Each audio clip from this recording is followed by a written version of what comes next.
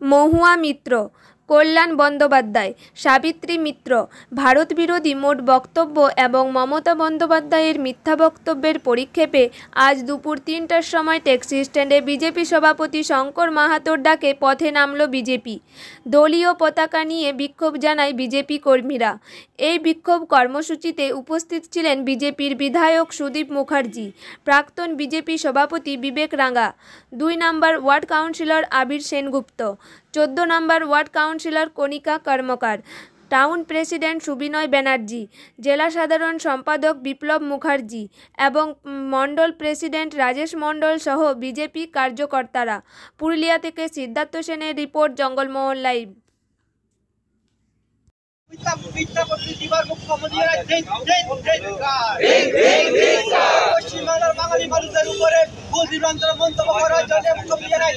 মাধ্যমে যে ফেক ভিডিওর সততা দিল্লি পুলিশ সবার সামনে প্রকাশিত করেছে, যদি দিল্লি পুলিশ সে তথ্যকে প্রকাশিত যদি করতো না, তাহলে কিভাবে পশ্চিমবাংলার মানুষের ভিতরে এই ধরনের যে আছে একটি ভীষণভাবে যে আছে বেদনা সৃষ্টি করার কাজ করেছেন মাননীয় মুখ্যমন্ত্রী একটি ফেক ভিডিওকে সম্প্রচার করে।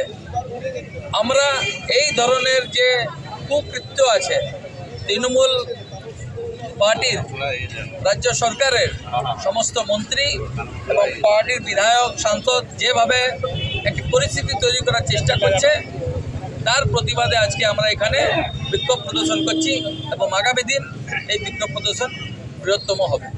এটা কি কোনোভাবে যে সরকার বা সরকারকে কোনোভাবে কি দিক থেকে আঘাত করছে? দেখুন, আঘাত করার এদের কোনো ক্ষমতা নাই। এরা শুধু মিথ্যার উপরে বসে আছে এবং তৃণমূল গোটা রাজ্য সরকার যে আছে পুরোপুরি শেষের দিকে আছে।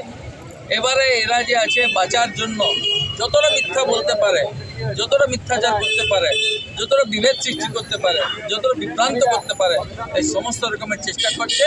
একটাই উদ্দেশ্য, যেন ভোটার লিস্টে যারা ভুয়া ভোটাররা রয়েছে, মৃত ভোটাররা রয়েছে, ডবল ভোটাররা রয়েছে, রোহিঙ্গারও রয়েছে, অনুপ্রবেশকারী বাংলাদেশিরা রয়েছে, এই সমস্ত লোক যেন ভোটার লিস্টে রয়ে যায়, যেন এরাই আছে আসলে তৃণমূলের ভোটার।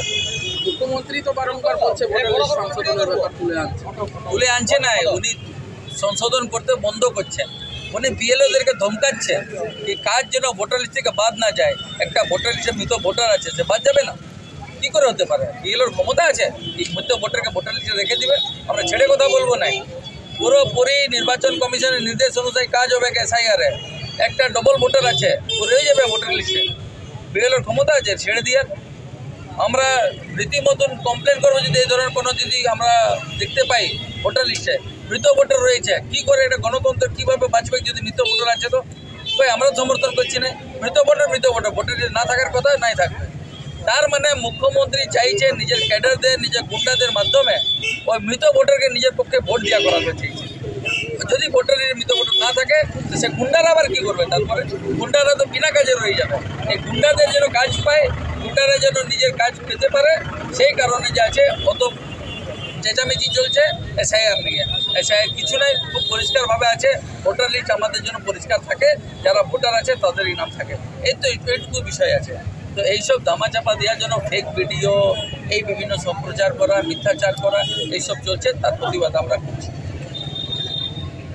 भारत माता के भारत माता के अन्याय विरुद्ध बीजेपी लड़ছে।